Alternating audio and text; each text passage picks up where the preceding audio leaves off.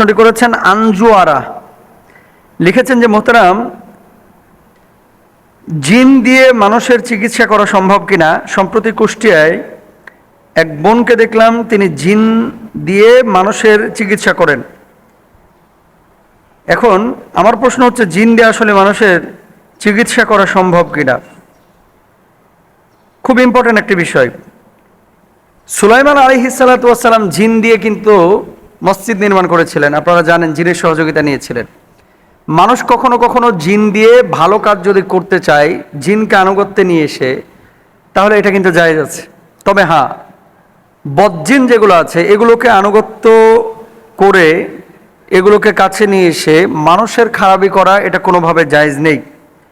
কুষ্টিয়ার কুমারখালীর কথা যখন বলেছে এই বোন, আমি খুঁজলাম যে কোনো ভিডিও আছে কিনা এটা নিয়ে। পরে দেখলাম যে আসলেই তো very interesting, Jamuna television news করেছে। থামেন।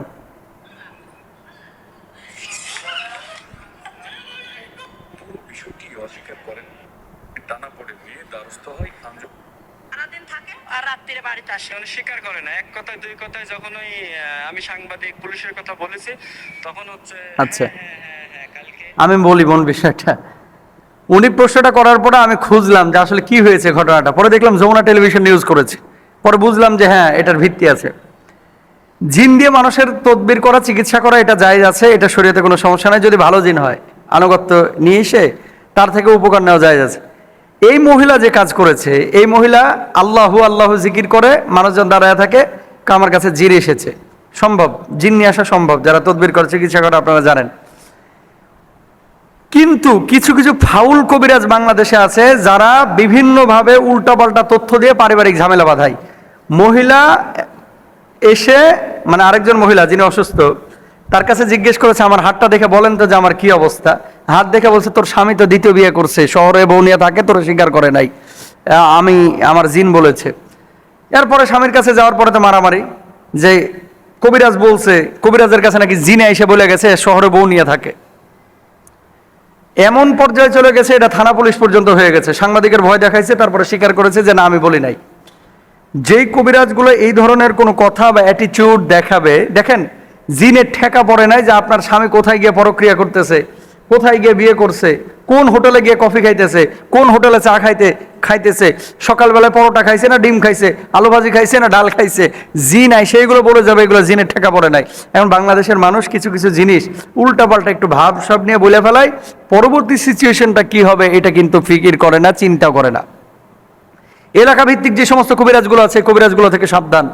আল্লাহ রাসূল সাল্লাল্লাহু আলাইহি ওয়াসাল্লাম এই জন্য বলেছেন, আমার উম্মতের মধ্যে এক শ্রেণীর উম্মত আছে, যে উম্মতগুলোকে আল্লাহ রাব্বুল আলামিন বিনা হিসেবে আল্লাহ জান্নাতে দিবে।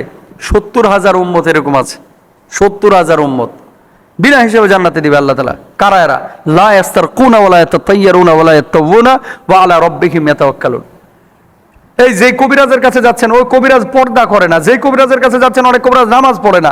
যে কবিরাজের কাছে গেছেন, ওই কবিরাজ অনেক সময় শরীর না পাক, ও তো কবিরাজি করতে পারবে না ভাই, ওর দিয়ে কোনো সম্ভব না এই সমস্ত কাজ করা। আর জিন হাজির করে জিনের থেকে উপকার নেওয়া, এটা অত সহজ বিষয় না। এর জন্য নামাজি হতে হবে, মুত্তাকি হতে হবে, পরেজগার হতে হবে, তারপরে এটা সম্ভব হতে পারে। তবে হ্যাঁ, সবাই যে জিন দিয়ে উপকার করে এই ধরনের কাজ হাসিল করতে পারবে, বিষয়টা এরকম না। এলাকাভিত্তিক কবিরাজ, আমার বাড়ির পাশে যে ঈদের ছুটিতে গেলাম রাজশাহী, আমার আপন ভাইয়ের শ্যালক সারাক্ষণ জিমায়, মাথা এখানটায় চিনচিন করে গোল হইয়া, বয়স বেশি না, 23-24 বছর বয়স, বুকের বাম পাশে ব্যথা করে, কামড়ায় ধরে থাকে, হঠাৎ সুস্থ, হঠাৎ অসুস্থ। তা আমাকে বলতেছে আপনি তদবির করে দেন। আমি তো তদবির করি না, চিকিৎসা করি না, কারণ আপনারা জানেন এই সমস্ত চিকিৎসাগুলোতে যে করে এর পরিবারেরও ক্ষতি করে। তো এই জন্য অনেকে নিজে নিরাপত্তা লাভ করে, নিরাপত্তা সহকারেই তারপরে এই কাজগুলো করে। তো ওখানকার স্থানীয় একজন ভাইয়ের কাছে নিয়ে গেলাম, যিনি একজন মসজিদের ইমাম খতিব। নিয়ে যাওয়ার পরে উনি দাঁড় করাইলেন, কিছু দোয়া পড়লেন, যে দোয়াগুলো আমি জানি কি পড়েছেন। দোয়া পড়ার পরে পেছনে একজনকে দাঁড় করাইলেন, তুমি দাঁড়াও, যদি দেখো যে সে পড়ে যাচ্ছে পেছন থেকে ধরে রাখবা, জেনে নেবা তার কাছে বদজিন আছে। তো যাই হোক, পরে দোয়া পড়লেন, দেখলাম ছেলেটা কাঁপাকাঁপি শুরু করে দিয়েছে, একেবারে কাঁপতেছে চরম আকারে। এ আমার ভাই শ্যালক আর কি। পরে পেছনে পড়লো না, এবং বারবার জিজ্ঞেস করছে যে কোথা থেকে এসেছো, সে জবাব দিল না। একবার পাঠার গোশত খাইতে চায়, আর একবার মিষ্টি খাইতে চায়, তার অ্যাটিচিউডই অন্যরকম। এটা মানুষের অ্যাটিচিউড হতে পারে না। পরবর্তীতে জানা গেল অন্য জিন তথ্য দিয়েছে যে এই ছেলেটাকে একটা বোবা জিন, এবং যার বয়স কম, এই ছেলেটাকে এই জিন এইভাবে ধরেছে। তো এই বোবা জিন যে তাকে ধরেছে, এই বোবা জিন তার মূলত ক্ষতি করার চেষ্টা করেছে এবং তাকে অসুস্থ করার চেষ্টা চালিয়েছে, কিন্তু এই ছেলেটা রক্ষা করতে পারে নাই, ওটাকে কন্ট্রোল করতে পারে নাই বা নিরাপত্তা লাভ করতে পারে। নামাজ ঠিক মতো পড়ে না, পবিত্র অবস্থায় চলে না। পরবর্তীতে উনি অন্য জিন দিয়ে এই জিনটাকে সরালেন। এটা সম্ভব। এবং সুলাইমান আলাইহিস সালাতু ওয়াস সালামের জামানাতে এমনটা হয়েছে। নবী সাল্লাল্লাহু আলাইহি ওয়াসাল্লামের কাছে জিনেরা বায়াতও হয়েছে, আল্লাহ নবীর পেছনে জিনেরা নামাজও আদায় করেছে। সুতরাং এটা সম্ভব, মানে মানুষ যদি উপকার নিতে চায় তাহলে সেটা সম্ভব। কিন্তু কোনো মানুষ যদি এর দিয়ে আরেকজন মানুষের ক্ষতি করতে চায়, এটা তার জন্য হারাম, এটা জায়েজ নাই। ও তাআওয়ানু আলাল বিররি ওয়াত তাকওয়া ওয়ালা তাআওয়ানু আলাল ইসমি ওয়াল উদওয়ান। তোমরা সৎ কাজের ব্যাপারে একে অপরকে সহযোগিতা করো, অসৎ কাজের ব্যাপারে কেউ কাউকে সহযোগিতা করো না। সুতরাং যদি আপনারা এই কাজটা করতে চান, বৈধভাবে, বৈধ ওয়েতে আপনারা করতে পারেন।